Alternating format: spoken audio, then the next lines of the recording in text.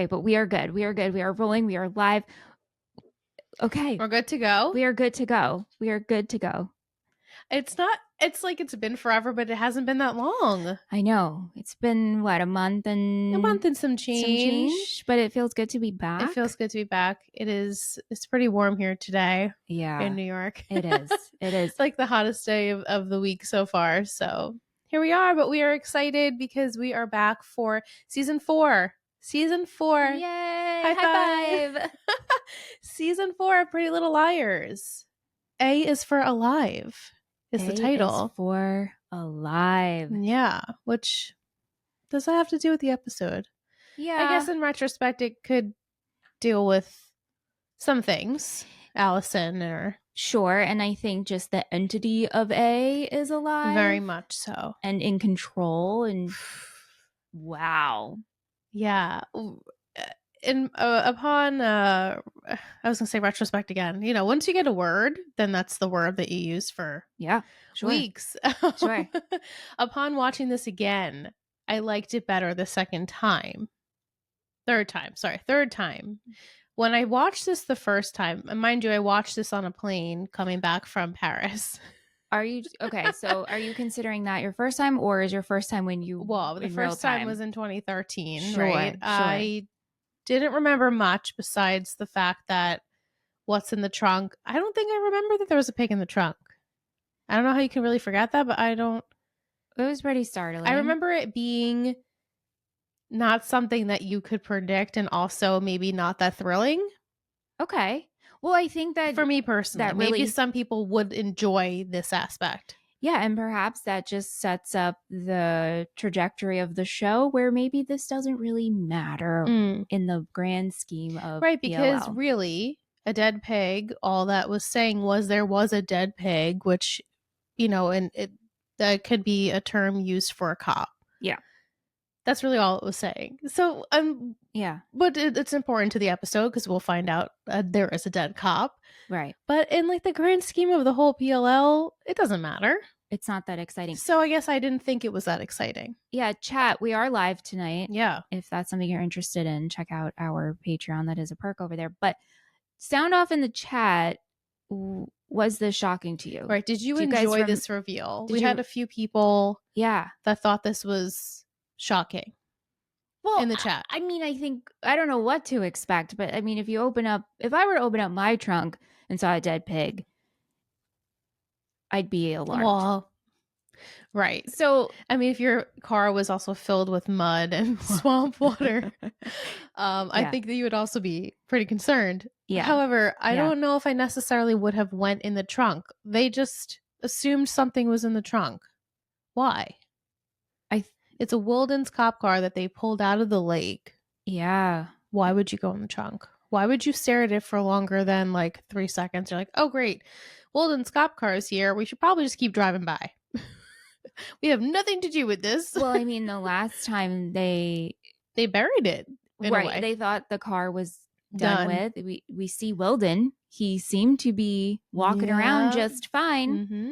So I would be a little suspicious of the car. And maybe because they overheard the video playing.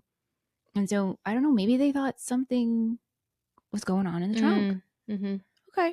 Yeah. Yeah. So they open the trunk. There's a dead pig. But before that, let's tell the people. This aired June 11th of 2013. So like God. Right around where we are right now. Wow. They took about 3 months. Okay. They ended in March and they came back in June. It was written and directed by Emerlane King. Nice. Yeah, so it was a big episode. The girls turn to Mona for answers now that she is also being targeted by A. Plus, the contents of the trunk are revealed. That's the summary.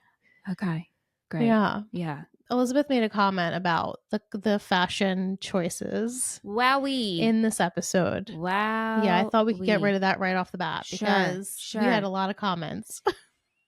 Well, where do we start? Do you have a rundown? Should we just rattle off? Well, to fill everyone in, and if it's not apparently obvious, Ashley is wearing a wig because she had dyed her hair dark brown, and you know this is supposed to be literally the next few hours of where we left off. So she couldn't have possibly dyed her hair in, a few hours of there being a car situation and the pig. Right.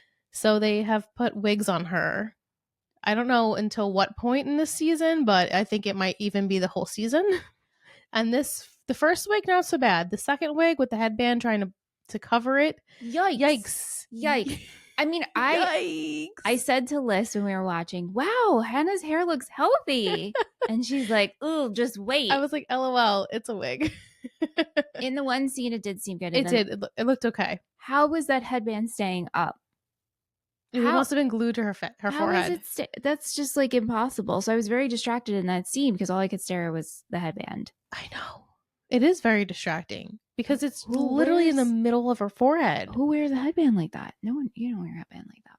So it's not like weird. A Blair Waldorf type headband. Right. It's just like she had a black cloth across her forehead. It was very strange. And then her shiny metallic red pants. The Christmas pants. Look like Christmas wrapping paper. Yeah, and Elizabeth said like Aria's shirt at one point, her husband thought it was chicken cutlets on it. Oh, no. Oh, my gosh. Mm-hmm. Yeah, it was not a good fashion episode. It was really showing its age. However, I thought Emily looked really cute. Oh my God, with the denim shorts and the boat neck. I mean, it seemed something she must have. It just looked really good on her. The cut of it looked amazing. She looked great.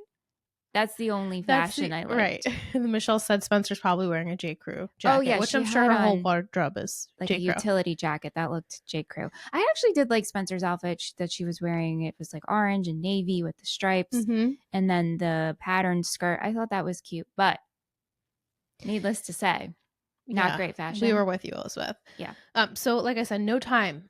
0 time has passed. The episode opens. We don't even get a previously on. And they're popping open the trunk.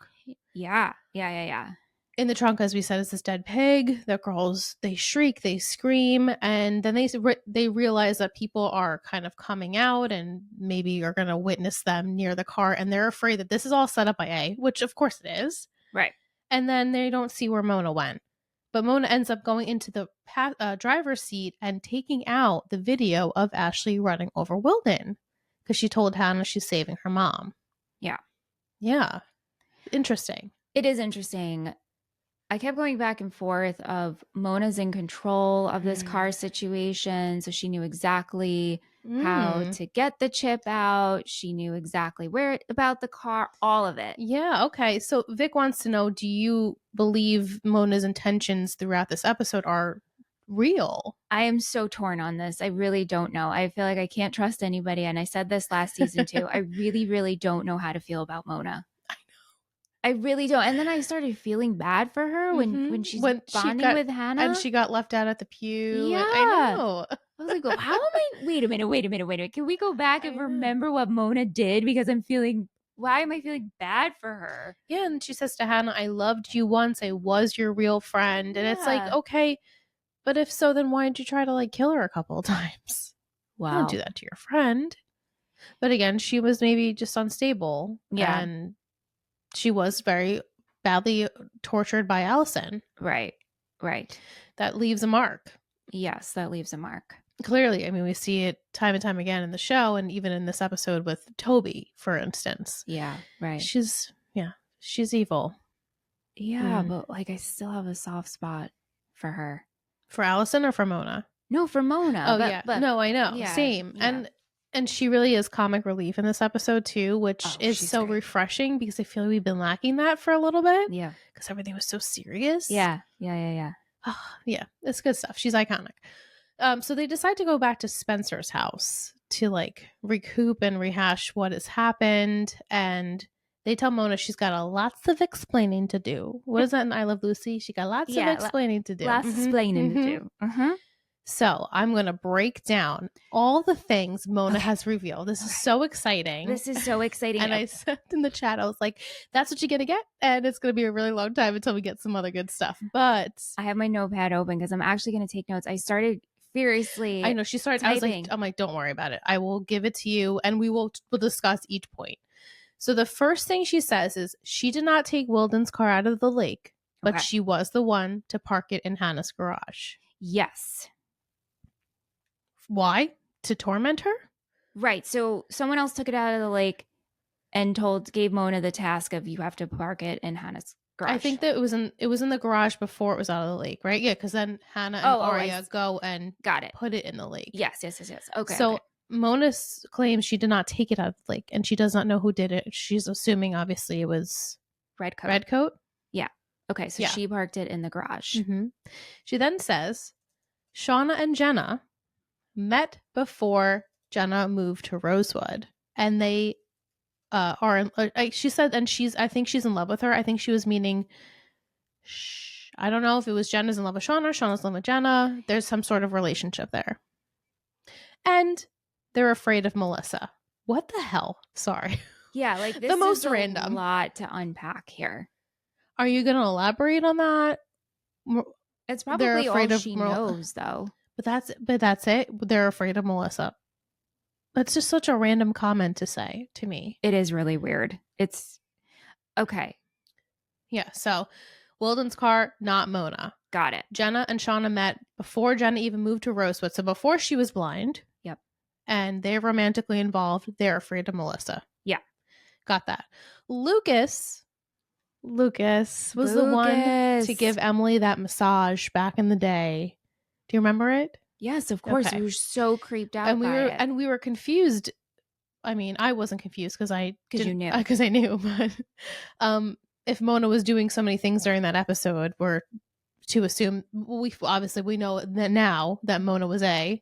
So Mona was doing some things, therefore she couldn't have given Emily this massage. Right.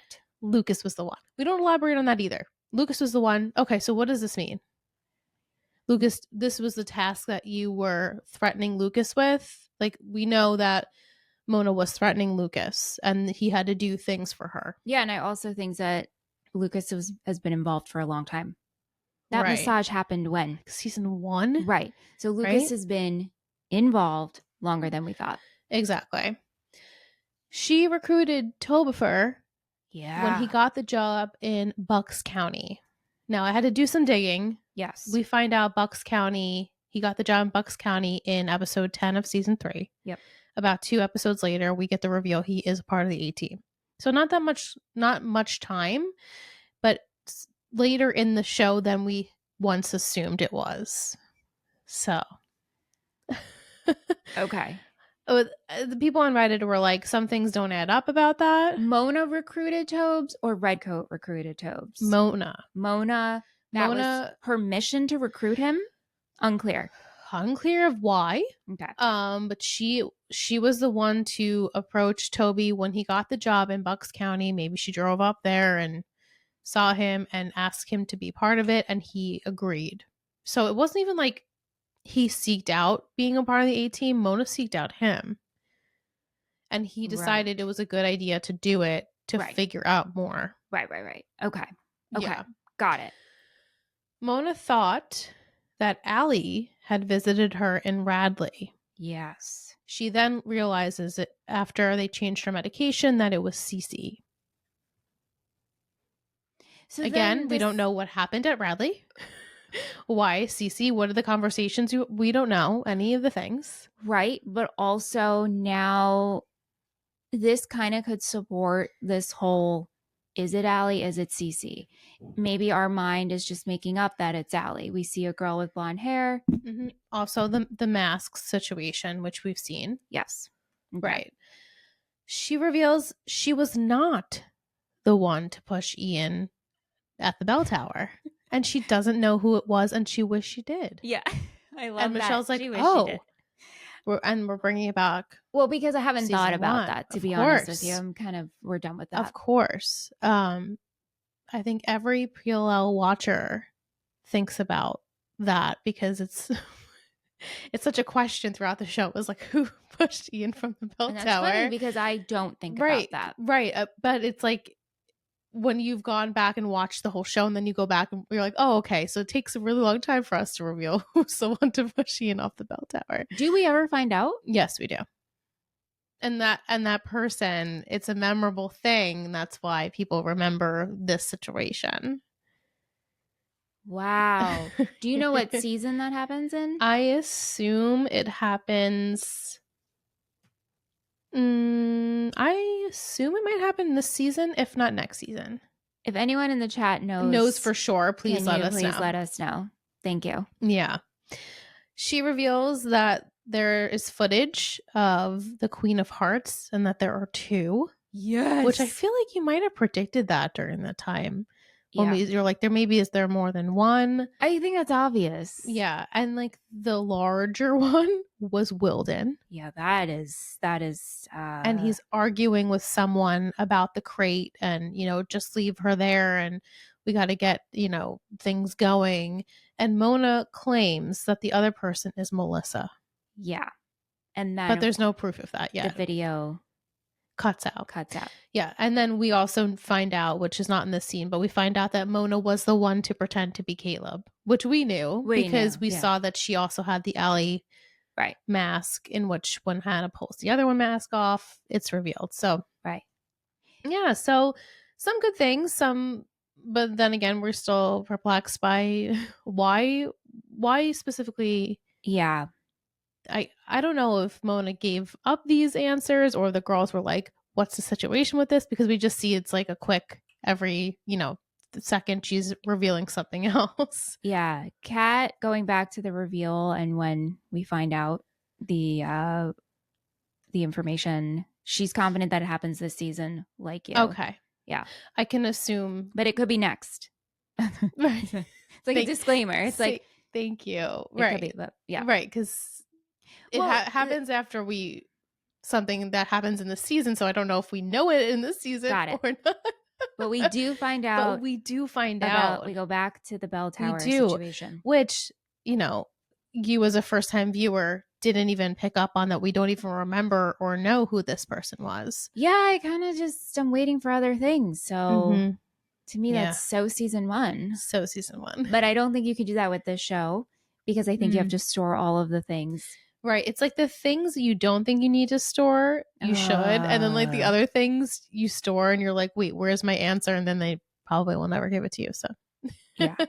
Fun stuff of being a Pillow watcher. I would love to know what everyone's most shocked reveal, like your most shocking reveal that Mona has. Like out of all those things, what is your most shocking reveal? Well, I think there's 2.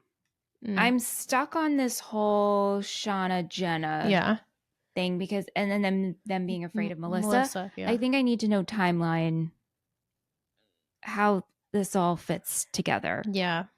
And then honestly, Lucas giving the massage. That really shocked you. Yeah, it shocks me. Yeah. Yeah. I would love for everyone to weigh in. So if you want to give your answers, we are accepting. The lines are open. You can text, you can call 631-600-3916. We'd love to hear from you and just tell us which of Mona's reveals was your most shocking one. Yeah. What were you most surprised by? What was your most surprising reveal? Yeah. Yeah. When they wake up in the morning, Mona is not there. And they're like, clearly do not trust this girl. Because how could you? Right. Every bone in their body is telling them not to trust her. And so they're waiting to find out that where she went, and she comes back with these coffees and this it was scones, right? A whole wheat scone? Yeah, multigrain scone. Yeah. And she's still holding on to the chip because she says she needs to figure out who Redcoat is, and they all need to work together and figure this out. What I love is that she brings them all coffee and she individually gets every single one of their orders. So I wanted to go through these because yes, please I had so many people weigh in on this. Okay. So she's brought them coffee. Emily's order, an Americano, 1 pink. What is that? Sweet and low. Sweet and low. Gross. How is Emily so gross? Sweet and low is such an older generation sugar substitute. Yeah. Equal or Splenda would have been like the choice, I think. But sweet and low. That's was like, my grandmother around at this point. Was that popular? I don't know if it was as popular as it is now, but we use Splenda like it was going out of style. In high school, when, we're all just kind of obsessed with what we're eating and calories and all stuff. I mean, when I was in my baking era, I would bake with Splenda, which Yeah. to me now that makes me vom Ill. comnage. But so the pink, the sweet and low really threw me. Yeah, I know. That was a choice. It was a choice. The sweet and low. Yeah. Am I surprised by an Americano one pink? Maybe not. To me, an Americano one pink would be to Spencer.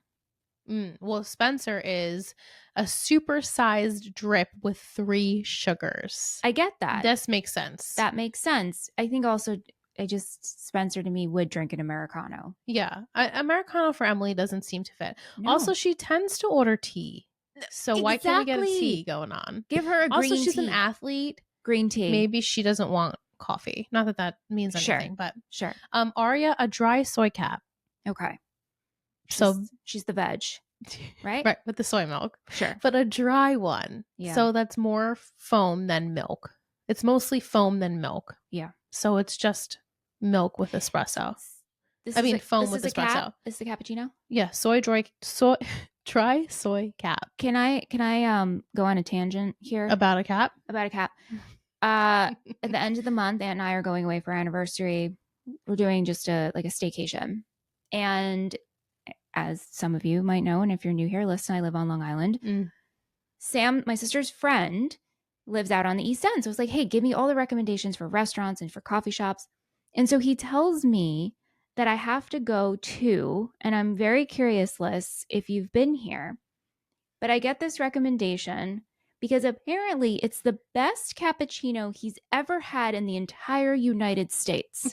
What? And I said that is a very, very, very bold statement. Bold. Because what? That's insane to me. And so the name of this place is Bruce and Son. I'm seriously obsessed with Bruce and Son. Bruce and Son is chef's kiss, Greenport all the way. Well, I love Greenport. I've never been to Bruce and Son. I will be going there. But is it the best cappuccino? I cannot vouch for their cappuccino, but I have had their golden milk latte. Highly recommend. Their food is absolutely delicious. They have really delicious food. They close pretty early though. Well, we're gonna go for breakfast. Yeah, so Bruce and Son is like every weekend I'm like, Randy, can we go? I mean, it's far from here. It's like an hour drive just to go to for breakfast, but. So now I have 2 people recommending this place. So I'm definitely going to go. I can't vouch for their cap, but I love their food and their drinks. Okay, good to know. Mm-hmm. Now when I go, I'm not really a cappuccino person. You don't have to get that. No, I know, but I have to try the cappuccino. Yeah, I guess you would have to try it. I have to try it. Okay, so continue with the coffee drinks. Love Bruce and Son. Shout out to Bruce and Son. Bruce and Son. Yeah, so do we... I'm sorry. A skinny vanilla latte for Hannah. That sure. 100% tracks. Yeah. Yeah. I just thought those orders were so interesting. Yes. Yeah. I mean, everyone... seriously, you guys, every single... I wanted to ask Michelle this question. You guys all wanted to ask this question as well. What would Mona bring back for us? Well, what is the staple that Mona has watched you every single day for the last 2 years? And she goes, this is what Michelle's going to drink. Sure. I mean, it would be an Americano with either probably steamed almond milk. Mm-hmm. That's it. I was saying Liz brought us coffee tonight. I did. And without even taking a beat to get something fun, I was like, yeah, I'll have a decaf Americano because it's late. And I was like, man, I should have gotten a fun iced tea with fruit in it. You always get fun drinks. I don't know what Mona would get you.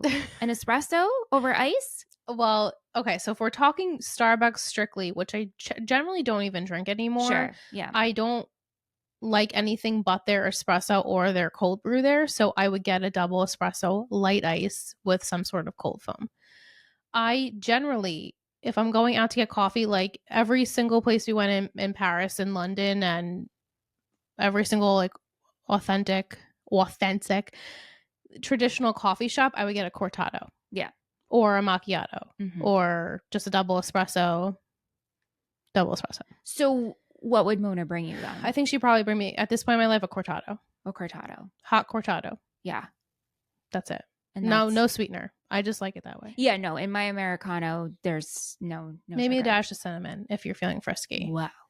Yes. But a cortado at this moment in time. Okay. I think that will be like, ever since Michelle so lovely gifted me her old espresso machine, Oh, yeah. Randy and I only drink espresso. I don't think we ever drink just regular straight drip coffee anymore. Yeah. We love espresso. That's Aunt too. Ever since we went to Italy. Right? Ever since we went, like, the taste, it just tastes better. I like when it tastes like coffee. That's what I don't like. There's no other fluff anymore. It just tastes like coffee. I get it. Coffee. Coffee. It comes out. Here it is. That Long Island. Okay, so Mona, the plan is figure out who Red Coat is. They also like wonder why Red Coat then also saved them from the fire. And Spencer's like, well, you know, a cat chases the mouse for hours to play with it, to torment it, because the kill is like the chase is better than the kill, basically. Right. So like, here, I'm gonna save you guys, but I'm also gonna pin this death on you. Right. Yeah. So to prove to the girls that Mona can be trusted, she decides to allow them to go to the lair to dig up literally whatever they want. I don't think she really stopped them from looking at anything. Yeah, you can go through anything you want. So this is when she shows them the video of the Queen of Hearts with Wilden and Melissa, and then conveniently at the end of the video, when it's about to reveal who this other red Queen of Hearts is, her system's getting hacked, the whole thing gets shut down. So Red Coat or whoever this is, it's pretty quick to get rid of some evidence. How this is where it's like either Mona is controlling this because she's working with Red Coat, or is whoever's in charge. HBIC, okay? Mm-hmm. Working with HBIC. I'm gonna like get the girls in, and I'm gonna give them a little bit, but keep them. They're not gonna get too far, right? This is so I'm like, I don't know if I can trust her. Right. But also, if that's not the case, how are we surprised that A is everywhere? I don't get why these girls think they can one up A or Red Coat or whoever the Uber person is. How are we still surprised by this? We're so surprised. That's why this episode frustrated me a lot, because I'm almost tired of the redundancy of the funeral scene, the Ezra Aria stuff. It's all the same. Right. Oh my God, A got that on camera? Of course A got that on camera. Are we new? This is ridiculous. Why are we even making this in the dialogue? Yeah, it's formulaic. Who is that? Who is that? And I said this feels just like an homage, if you will, to season 1, episode 1. And we did that already in the finale of season 3. Right. Why are we doing this again? Right. I'm just like a little tired. Yeah. And like the next couple episodes, oh man, yeah, like I don't know. I'm asking for a little bit more, but then that's every Pretty Little Liar watcher. And you know, when you watch for the first time, it's more. I feel like as an oldie here, I'm a little tired. For you, it's probably a little bit more exciting because you don't know anything that's going to happen. That's true. It's all I know. I'm like, can we get to this stuff already? Yeah, but that being said, I still felt like this was tired storylines. Okay, we've already done this. So it's not just me. I mean, I like the stuff that Mona gave us. I'm still intrigued and interested, but story-wise, I'm like, we've done the funeral. It feels just like That's what I'm saying. Yeah. I'm maybe you guys can give your opinions. Do you think this is exciting? Yeah. What are you looking forward to happening? Because I'm looking forward to more things happening, because I feel like nothing is happening. But then again, some things are happening. Is the opening to season 4 just a slow burn? Just a slow burn. We'll see. I wouldn't say it's a bad episode overall. Like, no. I feel like the first, and then we watched it again tonight, the first like 15 minutes, I was like, okay, this is actually some exciting stuff. Yeah. And then we kind of, by the end, it's like the same stuff. We all get the text at the same time. Like, how many times? Why do we all read it out loud? Like, I don't know. It just seems like, yeah, right. Well, it's part of the. That's what it is, right? It's the BLL culture trademark. Mm-hmm. I know. Yeah, I just have to get over it. Yeah. What's really creepy about this part is that the girls are at this, I guess, like trailer park where Mona has parked this bus trailer. And these little girls are chanting Allison, and they come out, and all of these little girls are dressed like 2000 and 7 versions of Aria, Emily, Hannah, Spencer, Mona. Not Allie. But, well, the liars. Yeah. Minus Do the Allie. math. Yeah. And they all have their own dolls that are all named after the girls. So creepy. Yeah, and they said, "Oh, your friend Allison gave them to us." How? Okay. Like logistically, it's like you had to put out a casting call to hire these kids I'm talking about in the universe, not like, Pretty Little Liars casting director. No, like it's like A or whoever had to put out a casting call to be like, okay, we're casting. I need you to show up and look like this girl Hannah. I need a Mona lookalike. And then we're gonna give you a doll that looks like you, that actually looks like the person you're representing. Right. This is so creepy and layered and too complicated. The girls do say your friend Allison, we met Allison when you moved into this trailer park. So I don't know how long Mona's trailer has been parked there. So maybe eventually throughout time, the little girl was like, my doll Aria has a pink stripe. I'm going to put a pink stripe in my hair. Like they kind of modeled themselves after the doll. Yeah. But still, it's way too complicated and too convenient. Way too convenient. These all specific kids live in this trailer park? No way. No way. This is so out there. It's too much. It's too much. It is too much and too creepy. Yes. Mona wants to get rid of this RV. So she enlists Hannah to go and hide it in some remote farm area. And during this time, Mona's kind of happy that Hannah's helping her, but she's also like realistic about it. And she's like, I want to prove to you basically that we are friends. It's nice to hear that we were once friends. And she's not really like reminiscing about it, but she's like, we were friends. And yeah, I'd like to. This feels like we're bonding again. Right, we're bonding, and we could be an us, not a you and I situation. Right. So Hannah does keep her close because, as she's learned from her mom, it's best to keep enemies closer than, friends, and asks Mona to shop with her. And so they go shopping. They have this nice day together. And Hannah's definitely not very good at keeping her face, hiding her facial expressions. Like the bigger mission here is I need to get that chip. Right. She's like, I need this.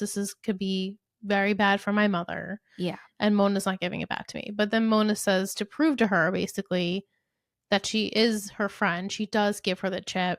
She says, this is the only copy, and if I was you, I would burn it. I don't know if I believe that. Right. Like, right. Do you believe? Like, no. It's hard to believe. Maybe I believe Mona, but I do not believe this is the only copy.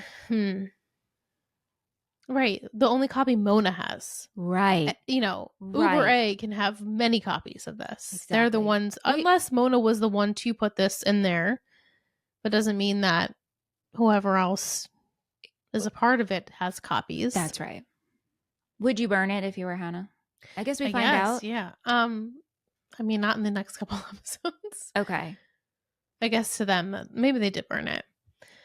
So we get this very shocking discovery in this episode. So the girls drive by this crime scene now. This like a really big crime scene with Wilden's car, and they're like, this is weird. What's the craziness about a pig and a cop car? But then we find on the ground is Wilden's dead body, and they have a sheet over it like he was just murdered. And Michelle was surprised. I was legitimately surprised. Yeah. Because this whole time we're like, let's get rid of Wilden. Well, right. And no one would be sad about it. Well, get rid of Wilden, but also we need so much from him still. Mm-hmm. And his dead body was not there when the girls found the car and the dead pig. Right. So now all of a sudden the dead body's there. Right. And we do find out next week that obviously his body was moved there. Yes. He was killed in a different location. Yes, obviously. Yes. Yeah. So the girls are like, oh, crap. So, we were near the car. Now, it probably is going to do something with this information. This will look how they want them to. Yep. And so Spencer does get a text from A stating that there's something in the casket that the girls are going to want out of there. And so they do show up to his funeral. Which I guess, is that weird? I don't think it's weird. The whole town shows up to the That's funeral. the thing. The whole town seems to be there. Emily's mom is there. I know she works right at the and station. She's like, poor Wilden. It's like, poor Wilden. Well, no one cares. I mean, I don't know. Depending on Right? how you Like, feel about death, like it's sad, I guess, yes, when anybody of course, dies, right? of course. But to me, them being there, the whole town was there. The whole town was there, and so they spread out. Michelle's like, why would they need to spread out? It's not that big of a place. It's not that big of a place. There's only about one place that this casket could be in. Right. Spencer ends up finding it. Mona is also there because Mona got the text. And so there's a phone ringing. It's ringing from the casket. Spencer eventually gets the phone out of the casket. And she calls one of the only numbers that are not blocked. And it's called Kisses. Yes. And when she dials it, Hannah picks up. And she says, why are you calling me from my mom's phone? So now we're like, oh shit, this is Ashley's phone buried. Well, could have been buried with Wilden, or I guess someone would have found this before the girls, and Ashley would be in very big trouble. So Ashley left X amount of days ago to New York for a job interview or conference or something. She did not have her phone.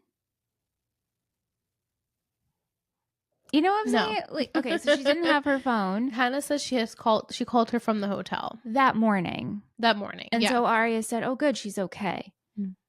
But like, this was not suspicious. Like, even when I mean, I don't know what happens, obviously, but Ashley would be like, Hannah, I lost my phone. So that's why I'm calling you from the hotel. Assume she would say that. Unless, Ashley doesn't want Hannah to know she lost her phone or something. I guess, but Hannah and Ashley are in on the whole Wilden car situation. Well, not being dumped into the lake, but. Right. Yeah. Okay. All right. Yeah, well, okay. Ashley comes back next week, and so we'll see how the that aftermath goes. of all that. Got it. Yeah. So at the funeral, everyone's coming in. The girls then see this woman in a black dress and this lace black veil, literally covering her entire face. And they're like, who is that? Who is that? Who is that? Who is that?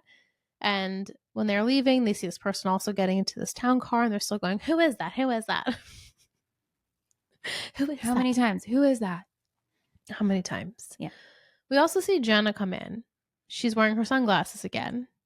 And she's being escorted. She's a male escort. By some very cute blonde man. I was like, do I need to clock this? Do I need She's to? like, do I need to? I'm like, yeah, he doesn't matter.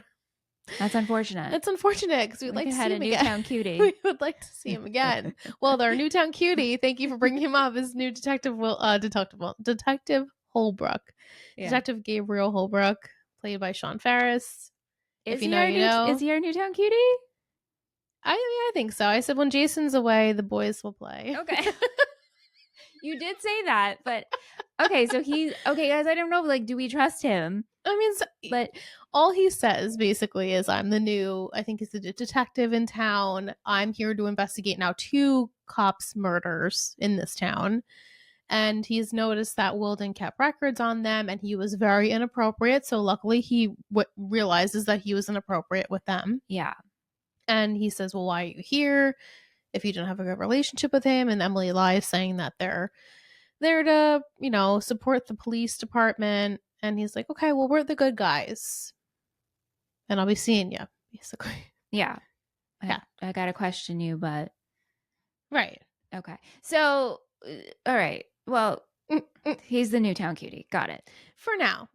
Yeah. So, okay. We have to get another cop investigating absolutely all these murders in this town. Yeah, this can't just go away. We can't just ignore it. Yeah. Britt says now that Aria is single, will she be having her sights set on Detective Wilden? Because we got to have someone date in an appropriate relationship. Well, not Wilden. Wilden's dead. Oh my God, Detective Holbrook. I mean, I guess. I hope Aria doesn't go to him. Oh, is this how Aria works? She's too good for the high school boy. So basically, I'm gonna go for older. Well, you just planted a seed, to be honest. Yeah. Britt. Britt just Britt they planted they the seed. like to stir I get your pot it. in I there. get it. I mean, yeah. Okay, so Aria goes for the Newtown cutie. I think that's how I'm gonna refer to him as Town cutie. the Newtown cutie, the NTC. NTC. Okay. Yeah. NTC Holbrook. NTC Holbrook. Yes. That's a mouthful. Which is funny because like a neighboring town is Holbrook here. So yeah. it's funny to see Holbrook. Yeah. The girls all then, of course, get the same text. Basically, the A has set them up and they have a video of the girls in front of Wilden's car. And they're like, how do they have this? Yeah. It's A, guys. It's A. We also got in this episode the reintroduction of Jessica DiLaurentis. So she's back in town living in her old house. I don't trust this woman. She's at all. creepy. She's so creepy. She's very much. She's like a robot. She's like, yes. She's like a robot. It's like she's in a trance. Mm-hmm. Yeah. Why are you back, ma'am? Why are you back? And why are you decorating your daughter's room like you guys have never left? It's because that's what she would have wanted. Right. And you know, as Emily said, like she's a grieving mother, you know, however we feel, she's feeling that like 100 times more. And like this might just be her way of dealing with it. And Hannah says, well, or this is her way of revealing to us that she knows Allie's alive. Yeah. And that she wants to come back and live in her old bedroom. Yeah. And Emily's like, we have like a lot of dividers in this episode. Like we have the team that believes and the team that doesn't believe. Right. And so, you know, each person who claimed they saw Allie that night at the lodge believes that Allison's alive. And then it's basically like Aria, Emily, and Toby that are like, no, she's not alive. Yeah. I mean, I was getting that feeling too about Jessica. Like she knows something. Mm. But then you shut it down because you were like, she's just like a Stepford wife. She's very much a Stepford wife, regardless if she knows anything or not. But I said, you know, Allie and Jason clearly are the way they are because of their parents. Right. Yeah. So, yeah, she's definitely a character. She's just, I don't know. She is and she isn't. Like, she's a very typical quintessential, like, Stepford wife type deal of very superficial and has money. And I just hope if we're bringing her back, we brought her back for a reason. And she knows more than what we think. Yeah. Well, I can confirm to you she does. Okay. Yeah. So she is here for a reason. Yeah. We didn't just bring her back for nothing. So that's good. And then she says, well, Jason's living down south right now to renovate Grandma Dee's old house. It smells like old people. Who says that about their mother-in-law? What? Right? It's just a strange thing. Weird. Again, line. She's very, you know, she's cold and not a nice person. Yeah. We also see her like staring at Spencer from across the way. It's very creepy. Yeah, that window situation. And she's like deadpan to Spencer. And then it's like, did Spencer imagine that? Right. Well, in the pilot, Spencer has the same vision of Allison there. Right. So why are we paralleling this again? What if Allie is just dressed in prosthetics as her mom? Okay. Oh, okay. Oh, wait, we're serious. Okay. No, not really. But that would be a whole different type of show. It would be good. That would be good. And then at night, she just like takes off the Jessica mask and bodysuit, and it's Allie. Hey, that's a fanfic. Works for me. Someone write that, unless that's really what happens. You know what? I think we should go with that from now on. Okay. And we'll just believe that when we see Jessica, it's actually Allison. It's actually Allie in a suit. Let me see if this could actually work out story-wise. Let's try it. I think we should do it. Because her staring at the window would make sense if that's Allie. Right. Her making the comment to Hannah like, oh, you've kept the weight off. Something Allie would say. True. I can poke a little at you because I'm wearing my Jessica mask. It's very true. Wow, very, wow, very wow. I'm prediction. excited about this. During this day, Toby goes to the scene of the crime, the lodge, to see what the firefighters are digging up. They pull out a red coat, and when he brings Spencer back to view this lodge, it's not there, which I'm like, duh. Why would they just leave it there? They're probably bringing it in for evidence because, right, as Spencer said, they're eventually going to figure out it's arson and not an accident. Right. And while they're like searching this abandoned, burnt down lodge. They're talking actually about Allison. This is when Toby's like, well, this would be if she's alive. Like, he doesn't believe it. And Spencer's like, did she come back here to like move on? But then she got afraid and she left again. It's like, everyone's trying to theorize what could they're making sense of what they saw. Yeah. And while they're in there, someone else is in there. A Black Hood, potentially. It's like, it's so quick, you don't even see anything. Yeah, you just hear movement. Yeah, and they run out, and of course, nowhere to be found. Of course. Yeah. The next day, they discuss Wilden's coroner report, which I'm like, how is that so quick? We bury him in like, what, 3 hours? Good point. I didn't even And a think coroner's about that. report? Yeah, that's... How many days has it been? Right. It couldn't have been that many days. Right. It hasn't been. Aye. Yeah, so the coroner's report says he was murdered. Do they reveal it's gunshots here? If it's so, they reveal it at least next week. Gunshots. I sure. did not okay, hear sorry, that. it's gunshots at some point.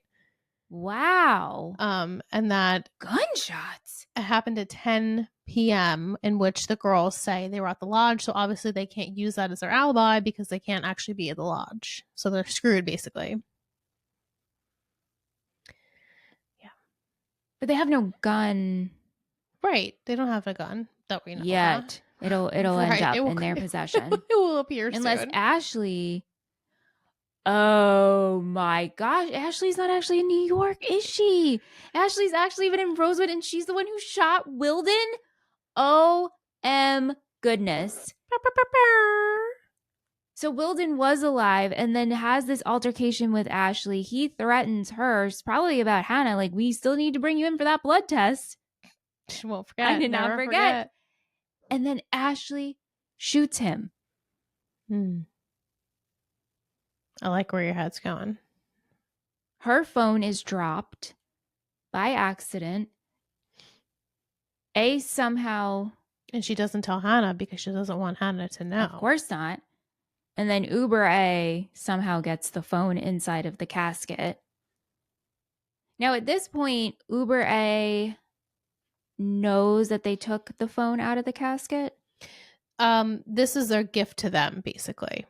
Like, they're toying, like, they're dangling it over their heads, saying, like, I have this. If you're quick enough, you can get it. Therefore, I guess your mom would be off the hook. Well, temporarily.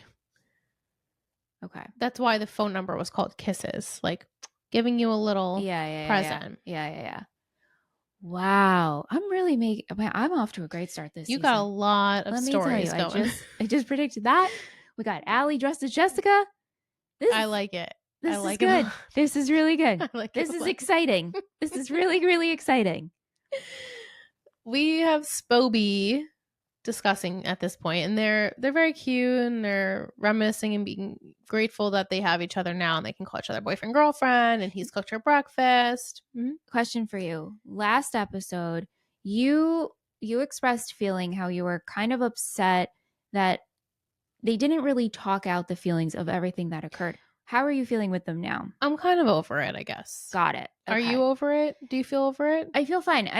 It's weird. It's like Toby and Spencer are back to normal. Yeah. And I don't know happened like 24 hours ago. I was going to say, I don't know how you could be so normal when this literally happened a day ago. Yeah.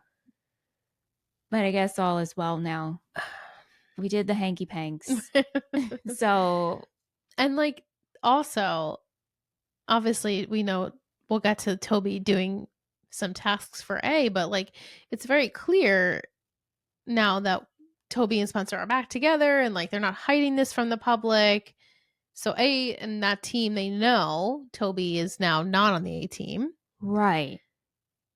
And so I guess because he really was only answering to Mona now is being on the opposite side of the A team because I guess. So there's no need.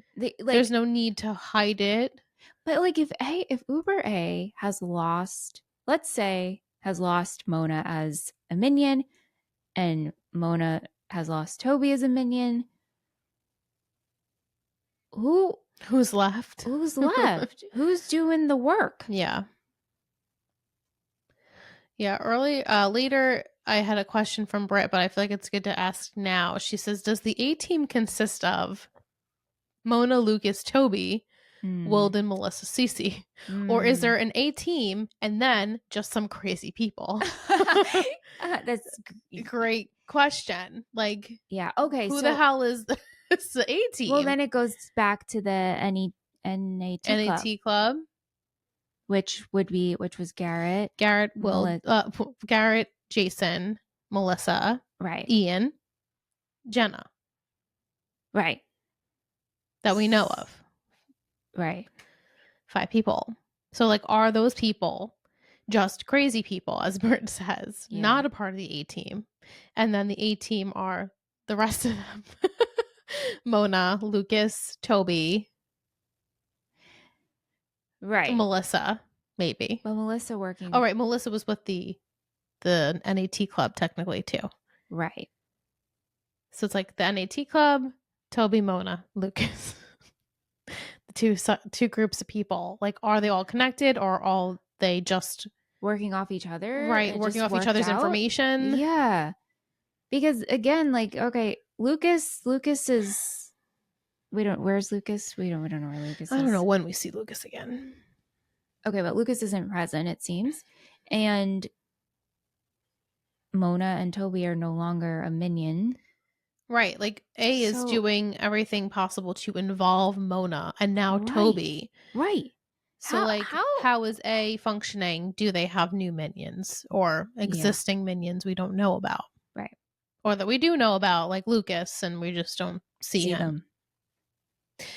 All questions left unanswered. All questions. But hopefully we'll get some resolution sometime in the near future. I feel like we won't. But I feel like we won't. Just like I feel like we'll never see the end of November. Because Michelle asked me, are we still in November? I'm like, yes. I was just checking. We are just in November. Still. Okay.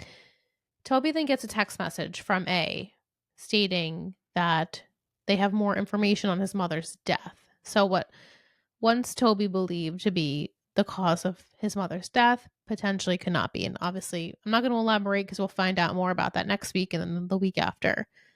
So he's interested in that. A texts him, I'll give you the information if you move the A lair to where I tell you to. And so we have this scene where he's very upset. And I'm like wondering, are you upset because you're reminiscing about the potential of your mother's death not being what you once thought it was and just kind of reminiscing on that? Or are you sad that you're now going against the girls and you are doing something for A, which you probably feel really guilty about? I think it's the mom. Right, it's the mom thing. Because we have the flashback. Such a weird flashback. Very weird. You know what, though? Very weird. I had this revelation while watching this tonight. Okay. And I thought to myself, you know what? Flashbacks in real life and dreams are weird and fuzzy. Yeah, that's true. And like, do we remember details so clearly? Definitely not. Not always. So this made sense why this to was me a weird one. Felt really weird and poorly acted and cringy. Cringy. But like the biggest question to me, not even about Marion, was why is Allie with Toby? Allie there? Which you don't know. Or you do know, we just don't know yet. I honestly don't know if we ever get a reason why there. I don't remember if this was ever like fully discussed, but I think Allie has once told the girls that Toby maybe liked her or had a crush on her, and she obviously liked that and probably used that to her advantage, clearly. Yeah. Saying her famous line, "You know you want to kiss me." Oh my God. And so he is about to, and she's about to let him kiss her. Like, she's not grossed out by it. Sure. She's like, sure, let's just do this. Yeah. And then it gets interrupted by his mom, and then she's very rude about his mother, yeah, who's clearly not well. And he says, there's something wrong with my mom. Like, I don't know what it is. And he's very upset. And Allie calls him a loser and that his mom's lazy. And so he's like, you need to get out. So at this point, is she married to Jenna's dad? No, because Toby's dad is married to Jenna's mom. Wait, say that again? It's Toby's dad married to Jenna's mom. So at this point, Marion is still married to Toby's dad? Yeah. Okay. So yeah. Jenna's not. We don't know Jenna. We don't know Jenna yet. Mm-mm. Got it. Yeah. Do we see Toby's dad come into play? Oh, I honestly don't Because it would be important. If we're going to explore Marion and what she went through, I would hope we'd see Toby's dad. You would hope. In my gut, I feel like we probably never meet him. All right. But that's just my gut. If you know if we meet him, please let us know. Yes, please let us know. Because I don't think it's that important to, spoiler wise, if you know that. Yeah, okay. So let us know if you know. Yeah. He moves the RV. He's having issues. He's sad about it. He's crying. And that's really where that goes. He is also playing with that lighter we see. Yeah. But I wonder if he's just playing with it. It's a fidget. Basically like a fidgety motion. Yeah. But I know you were going to remember. You're going to hold on to the lighter. Of course with I'm the going to compass hold on on to it. Yes, of course. Yeah. All right. So the stuff we don't want to talk about, we have to just briefly mention is the eye roll of it all, Aria and Ezra. So she tries to dip. She tries to dip before Ezra sees her, but then she ultimately says, hey, I was trying to leave, but I felt weird. I don't really know the territory of being broken up with you. This is at the brew. And he's like, just, I'm saying hi. You're saying hi. I don't think we should have coffee because I have accepted a job, a full-time position, a permanent position at Rosewood. And she's pissed about it. How dare you? How can you be pissed, Aria? You literally broke up with him so he could take the job because you care about him so much. Right? This doesn't make any sense. I feel like I'm living in the Twilight Zone. Right. And he's like, I'm sorry, I need to provide for my family, which I'm like, ooh, burn. Well, yeah, but also she took that into consideration. She did. She was actually being selfless. Right. By giving him this opportunity. Right. And now she's being selfish. What the heck? About it again. Whatever. Confusion. Much confusion. I don't know. All right. Aria, she really irks me. Yeah. Some of her choices. Yeah. But it's a little bit awkward. And he's like, hey, if it helps to get over me, you can date other people. I'm like, it's been one freaking day. I mean, she does say she's not ready for that. She's not ready for that. But this is just setting us up for her later to be like, I am ready. We have to do this. I'm going to see other people. Right. I just, it's like, it's another scene that is the same scene in every season, if not 2 to 3 times a season. It's so boring. The dialogue's not even, there's no creativity. It's just blah. At this point, the Azaria fans, are you rooting for them? Because they're so boring. So boring. I'm not longing for these two. It's no. Just I mean, I know I'm in the camp where I never did, but at this point, it's just, ugh. Yes, exactly. It really is. Yeah. It really is. Yeah. And I know we're not alone in that thought. Yeah, I know. And even people who watch this, I see Reddit posts from 10 years ago. People are like, "This is so oh really? It's enough tired. of this." Yeah. The next day at school, Principal Hackett catches Aria staring very longingly at Ezra. So she's like, "Oh crap, what do I do?" And she's trying to distract herself and pretend that her and Emily are studying. He then calls her into the principal's office, and we have this. I mean, this was so perfect. It was verbatim, basically from the book too, which was great. Yeah. Is that she goes into his office. He doesn't even speak to her. He's just like, why did you lie to me?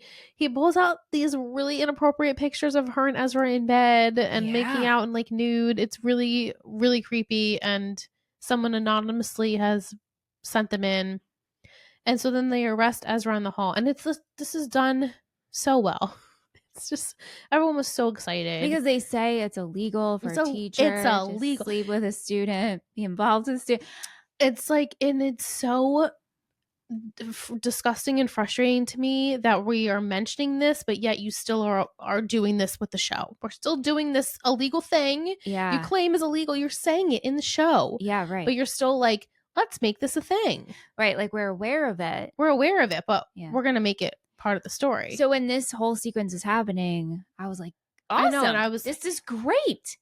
I know, and everyone in the chat is like, this is exactly what we want. Yes. But it's all a daydream, and he really just wanted her to bring home some papers for Ella because she's not feeling well, and that was it. But I guess Aria was so stressed about it. Yeah. She decides to text Ezra and say, I am ready to date other People my age. Boys my age. Okay. Good. Great. Cool. We then see her later on at the funeral. She's about to maybe talk to Ezra, but he's next to Maggie.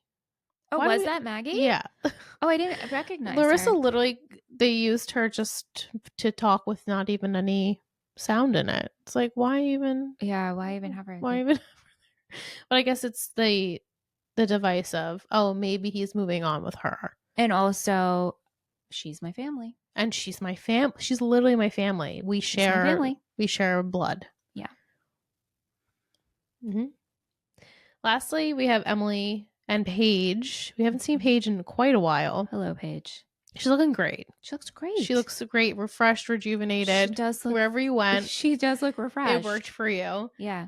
And she's so excited because she got accepted with a full ride to Stanford University. Yeah, that's great. That's big. That's huge. I love, though, that naive kid thought process. Let's move in together. Not even that. Just because they accepted me, they'll totally accept you. Right. Forget about Danby. If they liked me, they'll totally like you. Right, exactly. Okay. And Emily's like, sure, I will apply. And they're so excited because it's going to be a future away from here, away from A and the drama, and they'll just be together. And Emily can pick out the room decorations, and they're so naively, beautifully excited. Yeah, and right, that's the best feeling of that, like, potential of you moving in with like your partner and things to work out. Which eventually it doesn't. You're on the brink of 18. Yeah. Like, the world is your oyster. You're going to California. Right, all the way on top over. of it all. I love that she's like, don't you want to not be afraid of the dark? Yeah. That's a great line. Love this. Mm-hmm. It's a great line. Yeah, so she's like, please consider it. And Emily says she will. And then she walks Paige out, and there's this very blurry camera angle. Did you realize what was happening while it was happening? Because I feel like they didn't deliver this. I mean, once they showed that it was Jenna, but the blurry was supposed to like symbolize her vision. Right. Like, I feel like we didn't need to do the blurry until we actually saw Jenna. We could have had Jenna see Emily. It look a little blurry, distorted, but like the leading up to it, it was blurry, and I'm like, that's kind of confusing. Yeah. Okay. Yeah. But Jenna is there, and she admits that Wilden was a friend of hers when she first moved to Rosewood, and she's sad to see that he's dead. Also, every member, she didn't say the NAT club, but anyone who had seen Allison the night she died seems to be turning up dead. Yeah. And apparently she's admitting that Wilden did see Allison per Garrett. Right. I don't. Also, though, she has a message for Toby. Mm-hmm. Like, I wasn't trying to hurt you. Right. He's not returning her calls. So she wants Emily to tell Toby that she never meant to hurt him. This could have been a text. This could have been a text message. This could have been a text. This could have been a phone call. Could have been an email. Not a pop in. Right. We did not need to pop in. Yeah. For 3 seconds to say, tell Toby, I'm sorry. Where is Jenna staying? Is Jenna, I guess, at the house? Her house? No, I guess so. Or is she with Shanna, her love of her life? Right. Is this Jenna saying, like, I'm goodbye again? Right. This is what this felt like. This felt like, I need to get out of here. I'm scared. This felt like Jenna was leaving again. So. Yeah. All right. Also, her hand is burned. Yeah. Emily's like, how'd you get that? Yeah. Jenna's like, just tell Toby what I said. I didn't mean to hurt you. Yeah. And then we see, as I said, she is walking into the funeral with sunglasses on. So it's like, okay, her vision is getting progressively worse and worse. Yeah. Back to the Paige and Emily. Kat asks, Paige and Emily are the first pairing to bring up life after high school and their plan to move to California to escape A. What are your predictions for how each of the PLL address life? Wait, sorry. Predictions for how each of the PLLs address life after high school with or without their significant others? It's a great question. I don't think whatever they plan will actually work out, and they'll end up back in Rosewood. All of them. Yeah. What do you, if you want to make a light prediction of like where you see all these girls, maybe career wise or school wise, like where do you see them going? I think Hannah will go to try to get into fashion programs somewhere, maybe New York. Yeah, like FIT or something. Emily, I think it'll seem like she goes to Stanford with Paige, or I don't know how far we'll go with that, but that's just not going to work out for some reason. Spencer, what she was trying to get into UPenn. Right. So I could see her going, maybe studying law or something. Like Aria. Aria. Art. Is Aria's into art? Yeah. Like Aria art. Aria art. I feel like she's gonna end up going to the local college. Hollis. Yeah, that's where she's gonna end up. I feel there, and I could see Hannah going away and a couple of months later coming back. Same thing with Emily. And then Spencer will come back on the weekends. And then Aria, I think, is going to stay at Townie. Yeah. Right. Because if she goes to UPenn, she's pretty close. Right. Same state at least. So she can come home. Right. Yeah. All right. And then we end the episode with a scene. We reference her as the Black Widow in this fandom. So the Black Widow is in the A layer. So now we're knowing, okay, the Black Widow has something to do with A. So do we see the Black Widow again in this garb? Oh, so this is like a yes. I actually don't know. Chat, if you know, please sound off if we actually see the Black Widow in this getup again or not, because I'm feeling we might not actually see them dressed like this again. Okay, but eventually, you know, we will know who this Black Widow is. We find out who the Black Widow is. We do, yeah. Are they red coat? Or you cannot answer. I will not answer that. I will not answer that. Okay, that's fair. That's fair. Yeah. So this Black Widow takes off the veil, reveals another Allison mask, but this time it's actually burned half of the face. So Michelle's like, okay, so does that mean they were a part of the lodge fire? Which I'm like, well, you would assume that, right? From this, the mask got burned, or that person's face actually is burned and they're wearing a mask, and they're wearing the mask, and also the mask is burned. So it's like we're staying consistent with what we're wearing, but gotcha. Yeah, we still have to hide the face. Yeah. Listeners, predict do we know who this Black Widow is? Have you met them yet? Yes. Who do you think it is? I don't know. Okay. But I think we know them, and I think we've met them before. Okay. Yeah. Okay. Yeah. Kate has brought back A or Nay. It's been a while. So you can predict if any of these things have to do with A, which would be A, or Nay, not having to do with A. Oh, so fun. Yeah. It's like we're on a game show. Exactly. A or Nay. So here we go. Okay. First point, Wilden's death. A or Nay? Nay. Nay. Okay. The return of Jessica DiLaurentis. Nay. The absence of Jason DiLaurentis. Nay. Mona taking the chip from Wilden's car. A. Ezra getting a job at Rosewood. Nay. Paige getting a full ride to Stanford. Nay. I would hope not. Jeez. Jenna's date for Wilden's funeral. Nay. The burn on Jenna's hand. A. Allie almost letting Toby kiss her with question marks. Wow. That's because again, this, interesting. Okay. So Allie's been tormented for a long time, like a while before the girls even knew about it. Not sure if this is before or after that. So that's, I would assume this is before that. I'm going to say nay. And I think this is just Allie being Allie. I think they're supposed to be pretty freaking young here. Probably like 12 or 13. Yeah. But then it's like if Allie is A. Okay, then, right. You know, but I'm going to say nay. Last one, Toby's mom's confusion. Nay. Okay. That was fun. That's fun. I would love for everyone to get involved somehow. Yes. So if you all have some entries for a yay or nay, an A or nay, please send them. You can email, but we would love if you send a text or voicemail to 631-600-3916. We can read them aloud. We can post them on our on the visuals if you'd like. Yeah, or we want to hear from you guys. We want to incorporate the voicemails. This is an audio a call to action medium. It's our call to action. Send us a text. Send us a audio like message. if an audio message is not your thing, you can just text me. Yeah, text us. Just do it. And then, if you want to call, I won't pick up. Right. Just call. Yeah. Can we sign back A? Can you respond to the text? I can absolutely respond to the text A. So if you want to get a message from A, if you want, that's fun. That's freaking fun. Yeah. Yeah. You can go. Shh. Kisses. Kisses, A. Yeah. Okay, so we have to do an MVP and shittiest. Okay. Here we go. All right. Yeah. On 3? Yeah. 3, 2, 1, Mona.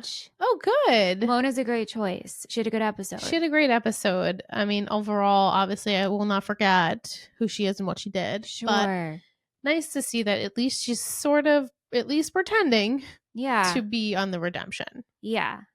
And I chose Paige. I liked everything we saw of her this episode. Yeah. Same. I did enjoy her. Yeah. Shittiest is a struggle for me, but I guess I'll just go with this choice I have. Okay. You have it? Actually, I'm going to go with this one. I just changed it in my mind. I have a couple. Mm-hmm. Okay. Ready? Yeah. 3, 2, 1, Aria. Jessica. Oh, that's a good. Just for the Hannah remark. Yeah. Oh, I like that. Yeah. And I don't trust her. Aria was my runner-up. Honestly, I had Ezra initially, but I'm like, I think Aria, I know she's a child, so she's immature, but like you literally went back on your word. Right. And she's just Aria. That something about her. I don't know what it is. Yeah. Out of 1 to 10, what would you rate this episode cringe? Cringy, not cringy. There were some points. I'm going to say a 5. Ooh, a 5. Okay, that's good. Halfway. Halfway because of the flashback scenes, which I know I said earlier that like dream flashback scenes are weird to begin with, but the acting and honestly, the clothing choices. I know. And the hair, the headband. Yeah. Yeah, I'd say so. Mm-hmm. Do you agree with a 5? Yeah, I'll take a 5 for sure. Yeah. Yeah. All right, so I'm going to give you the title for next week already. How did we get here? We're going to be on the second episode.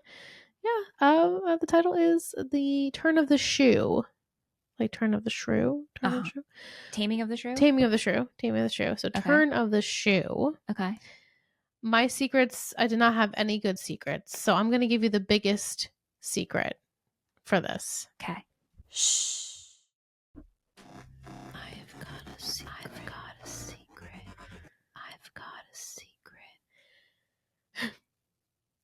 Mrs. D has a parrot named Tippy. Stay with me here. This parrot, I've told you, this is the biggest thing I got for next week.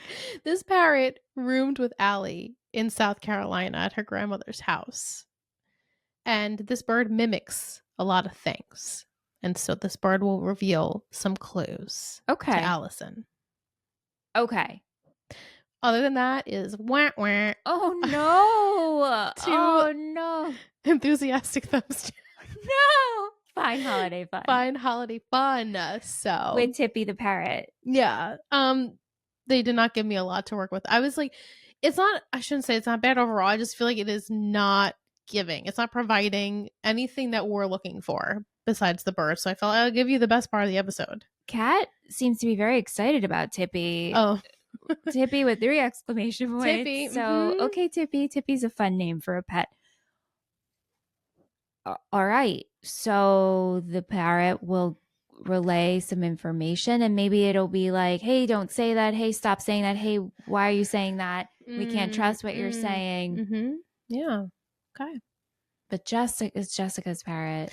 It's the family's parrot. It's grandmother Dee's parrot that when Allie stayed in South Carolina, they stayed in the same room. So the parrot was very in tune. Right. And picked up a lot of Allie's. But the parrot now lives with Jessica? So because I guess they're not renovating the house, Jessica took the bird. Okay. But she doesn't really want the bird. Okay. So. Got it. The girls were like, oh, we need this bird, sort of. We'll keep the bird. We'll keep the bird. Someone's keeping the bird. To get some answers. Which girl keep Tippy? Which girl is keeping the bird? Emily is housing Hannah. Yeah. I can see. Ashley comes back next week. Right, so. but in my head, I'm like, I don't think it's Emily. I think it's either going to be Spencer who takes Tippy because they live right next to each other. Mm-hmm. So I'm going to say Spencer takes Tippy. Okay. Yeah, that's my predict for that. Okay. Wow. Well, I mean, does the chat have any final words that they'd like to say? No final words. Vic also voted for Aria for shittiest. Kat said this was Mona's best episode since her reveal. Yeah, I'd say so. Which I have to agree with. I mean, if you listen back to even just our final episode of last season, I was like, Mona is boring as hell. Like, Mona's not giving anything. And then this episode, she showed up. A pleasant surprise. Yeah. Yeah, she showed up.